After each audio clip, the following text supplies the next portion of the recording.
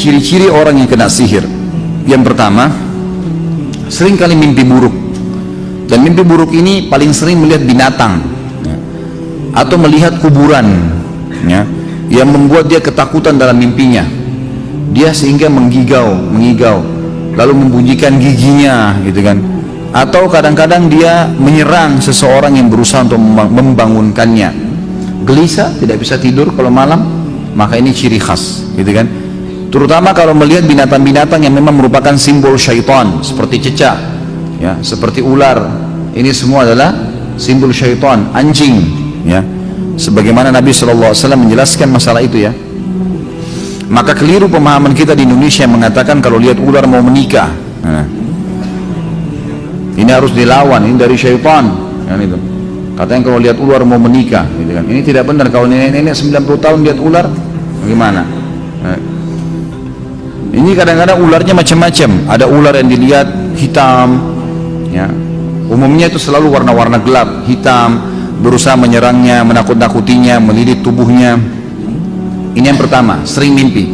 Kalau mimpi menakutkan begini, berarti dia sedang disihir.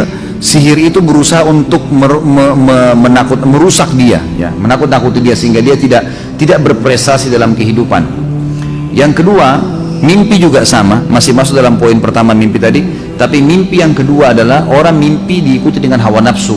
Sering mimpi junub, sering mimpi didatangi oleh laki-laki atau perempuan.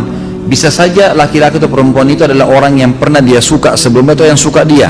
Dan ini syaitan buka pintu itu. Mungkin orang-orang itu yang menyihirnya, atau memang dasarnya dia tidak kenal siapa orang itu. Mungkin dalam bentuk makhluk yang besar atau kelihatannya hitam, dan ini berarti ada jin yang menyukainya.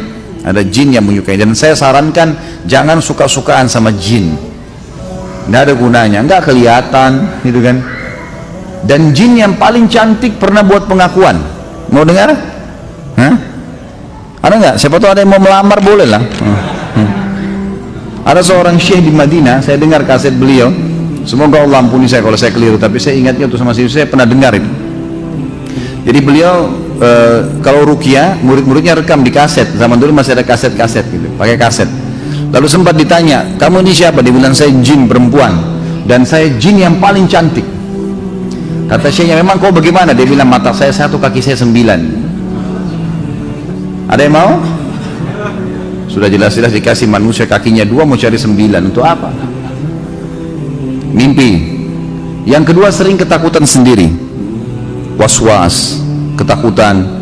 Kalau sendiri selalu kayak dihantui, mau kelihatan, mau sesuatu.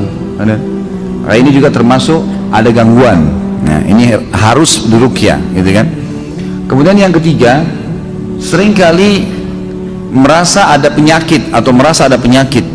Ya, sering penyakit nih, dan penyakitnya kanker, penyakit-penyakit yang besar, was-was.